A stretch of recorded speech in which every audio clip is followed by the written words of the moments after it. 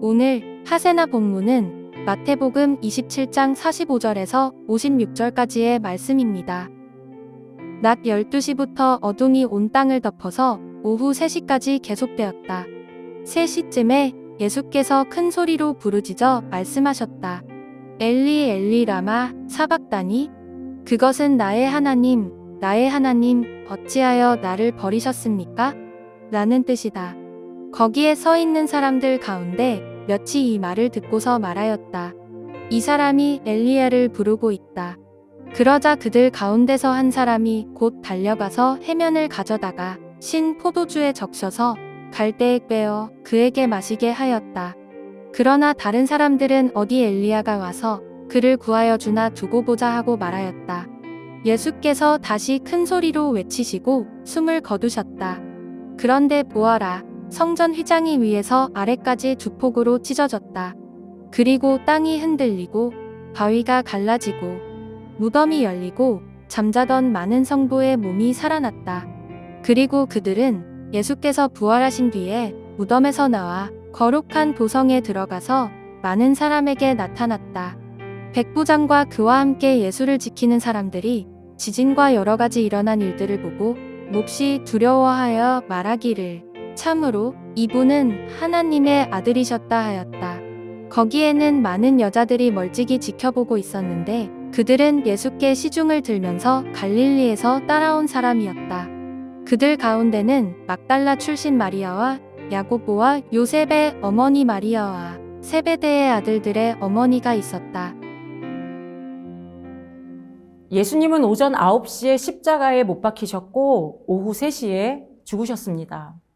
정오에서 오후 3시까지 온 땅에 어둠이 임했습니다.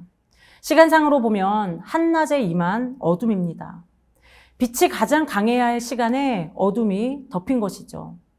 이 어둠은 단순한 자연현상이 아니라 심판과 애통의 상징입니다.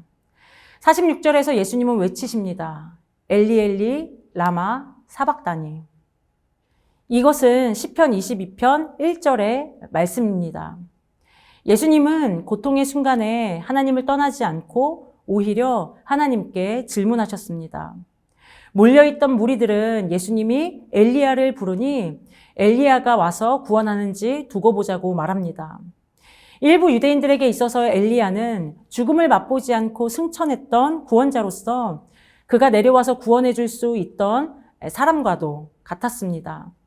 그런 다음 예수님은 자신의 영혼을 아버지에게 의탁하시는 말씀을 하시고 돌아가셨습니다. 그 순간 성소의 휘장이 위로부터 아래까지 찢어집니다. 휘장이 찢어지는 것을 기록한 51절의 말씀의 원어 문법을 보면 찢어졌다라는 말에는 신적 수동태가 사용되었는데 이 신적 수동태라는 것은 하나님께서 휘장을 찢으셨음을 의미하는 것입니다. 구약과 예수님 당시의 성전에는 2개의 휘장이 있었습니다.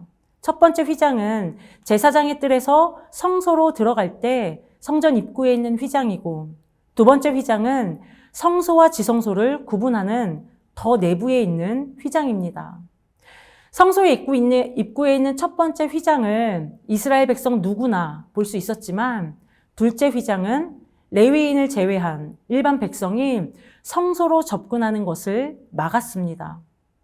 51절에 쓰인 휘장은 원어로 보면 둘째 휘장을 말하는데 지금 이 휘장이 찢어졌다는 것은 이제 더 이상 성전 입구에 레위인 외에는 지성소로 들어갈 수 없다는 그 구별과 제한이 찢어졌다는 의미입니다.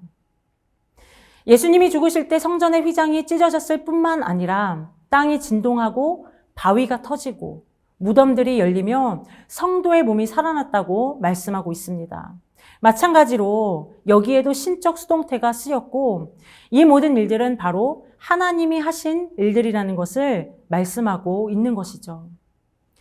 54절과 55절에는 예수님께서 숨을 거두시는 순간까지 끝까지 남은 사람들에 대해 말씀하고 있습니다. 백부장과 남아있던 사람들은 예수님을 향해 진실로 하나님의 아들이었다고 고백했고 또한 갈릴리에서부터 예수님을 따르던 여인들이 멀리서 이 모든 광경을 끝까지 바라보고 있었습니다.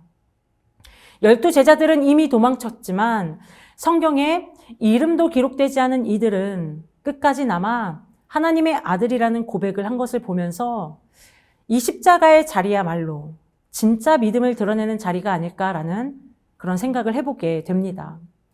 마태복음은 예수님을 하나님 나라의 왕, 참된 메시아로 증거하고 있습니다. 27장에 기록된 예수님의 고난과 죽으심은 그 왕이 어떤 방식으로 다스리는지를 가장 분명하게 보여주는 말씀입니다. 하나님 나라의 왕은 왕관이 아닌 가시면류관을 쓰셨고 이 왕의 보좌는 십자가입니다. 힘으로 군림하는 권력이 아니라 십자가를 통해 자기 생명을 내어주심으로 그분의 나라를 통치하십니다.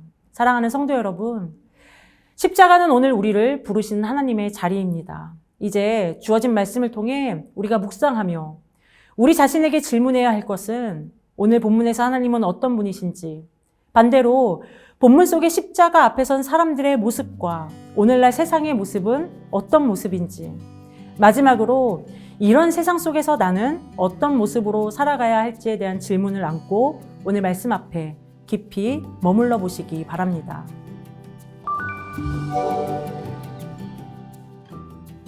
이번 주 하시조는 교회를 위해 드리는 시간의 11조입니다. 이번 주 교회를 위해 1분만 기도해 보세요.